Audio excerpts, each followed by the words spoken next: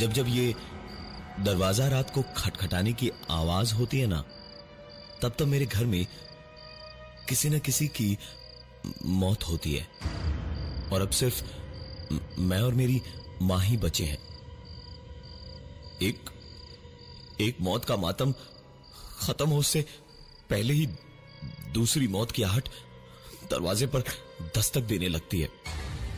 पिताजी भी ठीक 10 दिन पहले ही, पता नहीं, एक फोन आने के बाद से बहुत परेशान लग रहे थे।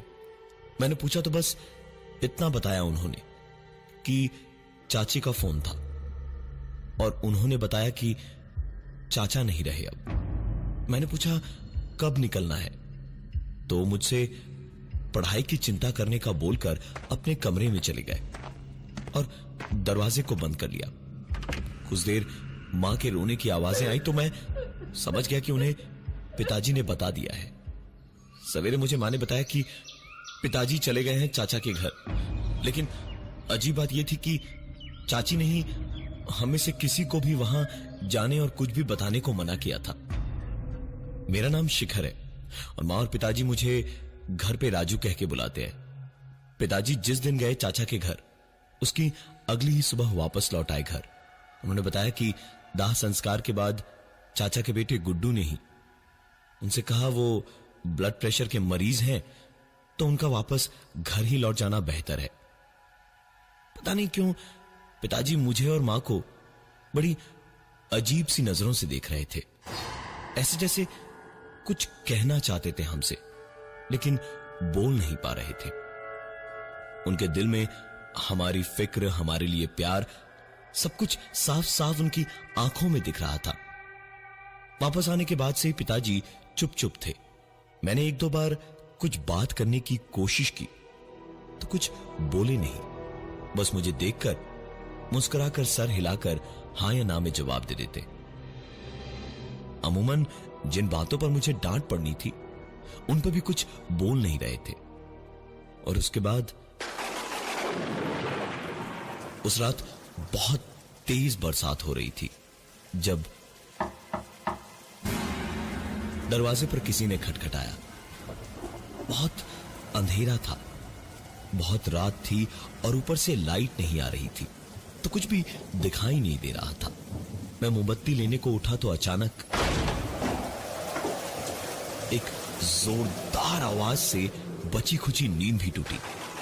तो मैंने उस चमकती और गरजती बिजली में देखा पिताजी दरवाजे पर खड़े हैं और बाहर लॉन की ओर झांक रहे थे। मैंने ध्यान नहीं दिया, लेकिन जैसे ही कदमों की आवाज सुनी मैं समझ गया जो पिताजी बरसात जरा सी होने पर पसंद नहीं किया करते थे, वो कीचड़ और गंदगी में चले जा रहे थे। मतलब कुछ तो गड़बड़ है। मैं पीछे पीछे गार्डन तक पापा के साथ गया और फिर मैंने देखा पिताजी गराज में आराम से चुपचाप टूल बॉक्स में कुछ ढूंढ रहे थे। मैंने पूछा उनसे, क्या हुआ पिताजी, आप इतनी रात गए यहां कैसे? सब ठीक तो है ना? पिताजी ने तो जैसे सुना ही नहीं कि मैंने क्या कहा। वो चुपचाप वहीं बरसात में निकल के गेट की ओर चलते गए।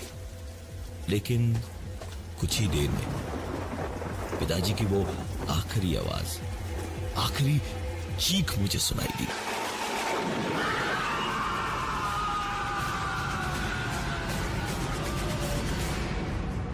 मैंने पिताजी की आवाज सुनी और उनकी ओर भागा, लेकिन जब तक मैं वहां पहुंचता तब तक बहुत देर हो चुकी थी, क्योंकि मेरे पिताजी हमारे मकान के गेट के निचले हिस्से में जो ग्रिल लगी थी, जो जानवरों को अंदर आने देने से रोकने के लिए थी, उसी की एक रॉड के आर पार हो जाने की वजह से उनकी मौत हो चुकी थी। हमारे घर पर पहाड़ टूट पड़ा था दुखों का। पिताजी, चाचा जी दोनों ही नहीं रहे दुनिया में अब। मैं, मां और दादी ही थे अब घर में बचे हुए। मां सो चुकी थी और दादी की उम्र इतनी थी कि वो ज्यादा चल फिर तो सकती नहीं थी। और उनकी दिमागी हालत ऐसी थी कि उन्हें यह भी समझ नहीं आया कि पिताजी नहीं रहे अब दुनिया में। पिताजी के क्रियाकर्म के बाद मैं घर पे बस लेटे हुए आसमान की ओर ताक रहा था जब शायद कोई रिश्तेदार ही होगा। इतनी रात को और कौन होगा। मैं गया और जाकर दरवाजा खोला तो मेरे सामने दरवाजे के बाहर से गेट की ओर मेरी दादी भाग रही थी। वो दादी जो किसी के सहारे के बगैर ठीक से करवट नहीं बदल सकती थी, वो मेरे सामने थी। न सिर्फ ऊपर से नीचे आई बल्कि इस वक्त मेरी दादी भागती दौड़ती हुई अपने हाथ हवा में उठाए हुए गेट की ओर जा रही थी। मैं दादी के पीछे भागा उन्हें पुकारता हुआ, लेकिन वो सुनती तो ना। वो तो किसी और ही दुनिया में थी। उन पर इस वक्त पता नहीं क्या जुनून सवार था कि वो बस दौड़ती जा रही थी। जो चल नहीं सकती थी वो इस वक्त कैसे भाग रही थी, ये देखने लायक था। इस वक्त मैं दादी के पीछे भागा, उन्हें पुकारता हुआ उनके पीछे पीछे गया, लेकिन वो तो किसी और ही दुनिया में थी। एक अजीब सी हंसती हुई चीख गूंज रही थी उनकी, और गेट को पार करके उनकी हंसती हुई चीख एक झटके से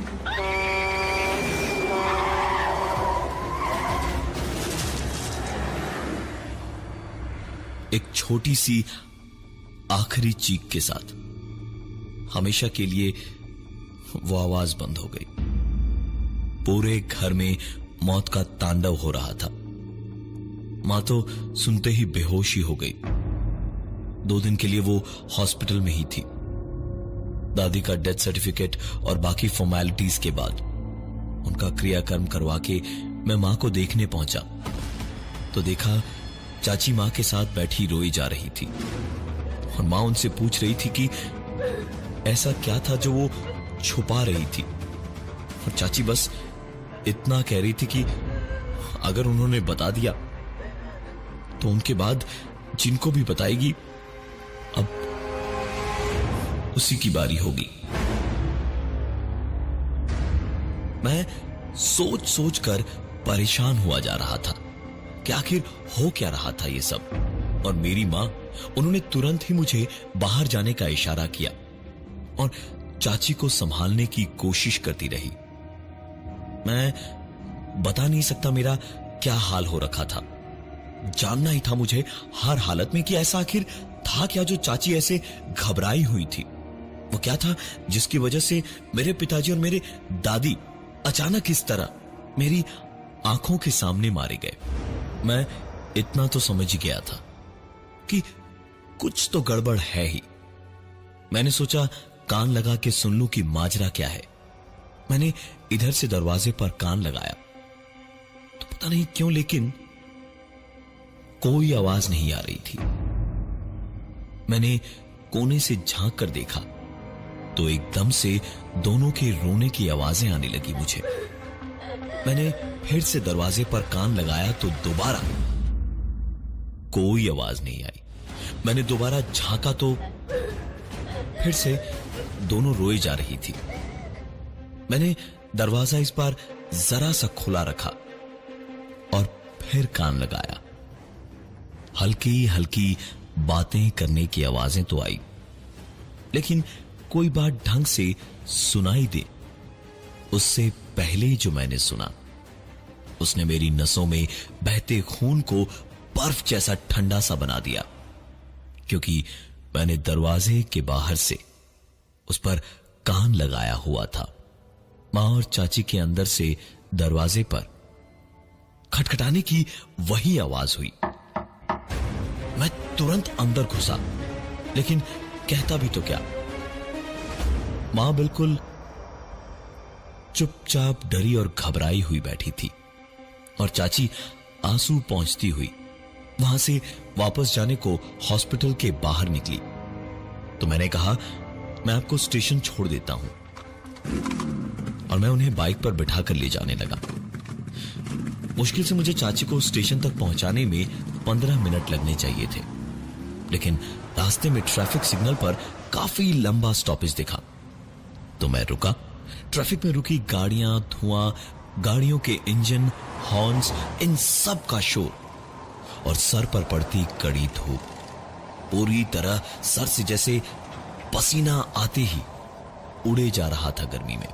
वैसे ही बहुत परेशान था कि तभी उसी वक्त पीछे बैठी मेरी चाची अचानक से अजीब सी आवाजें करने लगी और बाइक से उतरकर ट्रैफिक में पागलों की तरह बेहद डरावनी तरह दौड़ने लगी। मैं बाइक किनारे लगाकर चाची को संभालूं उतनी देर में चाची भागती चीखती हुई ट्रैफिक में आगे आगे और मैं उनके पीछे पीछे उन्हें संभालने को दौड़ रहा था। कुछ आगे पहुंची वो तो ट्रैफिक खुल गया। मैं चाची को पुकारता हुआ उनके पीछे पीछे दौड़ रहा था और चाची आगे आगे भागती हुई सिग्नल से दूसरी तरफ को दौड़ पड़ी। इस तरफ से तो गाड़ियों को वो पार कर गई, लेकिन तभी एक तरफ का ट्रैफिक बंद होकर जिधर चाची दौड़ रही थी उधर का ट्रैफिक खुल गया था और एक बस मोड़ पर मुड़ते वक्त चाची को देख नहीं पाई और मेरी चाची वो भी मारी गई। मैं किसी तरह वहां से चाची की लाश लेकर लौटा उसी हॉस्पिटल में। न जाने क्या हो गया था, ये कहां चला गया हमारा सब कुछ एक झटके में पता ही नहीं चला। किसी इंसान की नहीं, लगता था कि मौत की नजर लग गई है जैसे पूरे खानदान को। मैं मां के रूम में पहुंचा तो देखा मां बाथरूम में थी। मां को कैसे बताऊंगा, कैसे समझाऊंगा, कुछ समझ नहीं आ रहा था। मेरी तो जैसे जबान को ही लकवा मार गया था। सोचा पहले गुड्डू को चाची की खबर दे दूं, क्योंकि बेटे के बयान और उसके साइन के बिना लाश तो मिलेगी नहीं।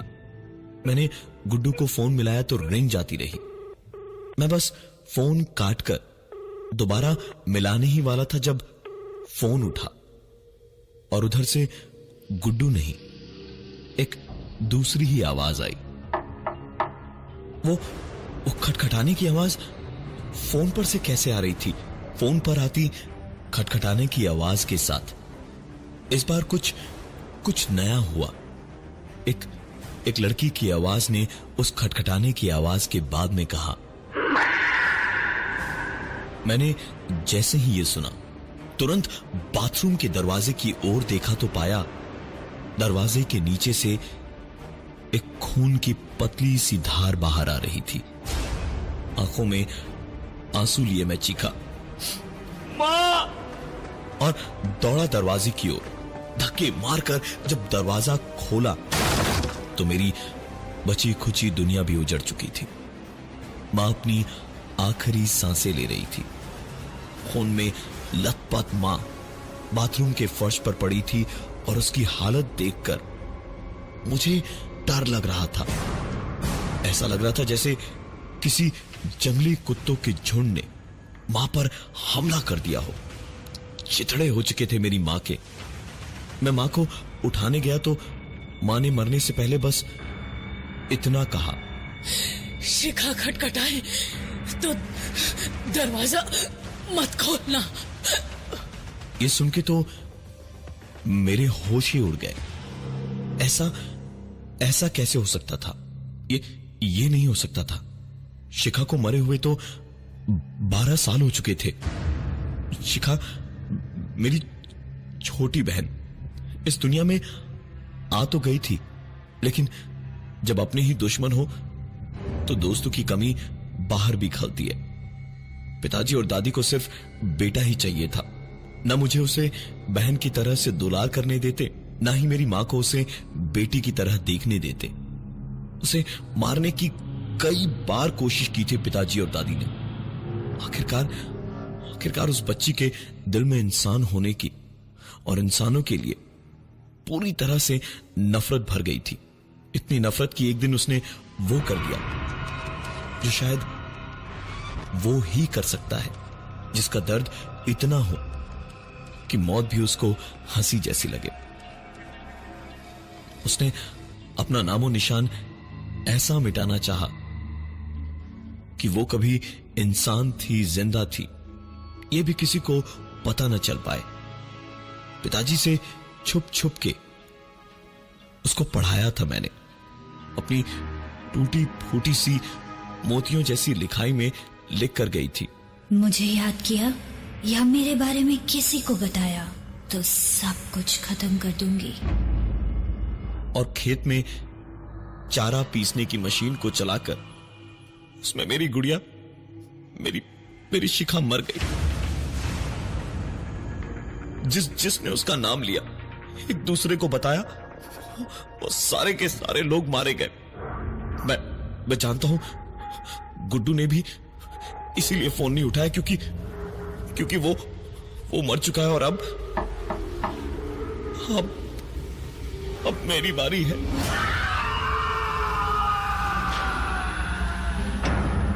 संभल के रहिएगा, क्योंकि अब आप भी शिखा के बारे में जान गए हैं। कोई दरवाजा खटखटाने बेहद जल्द आता ही होगा।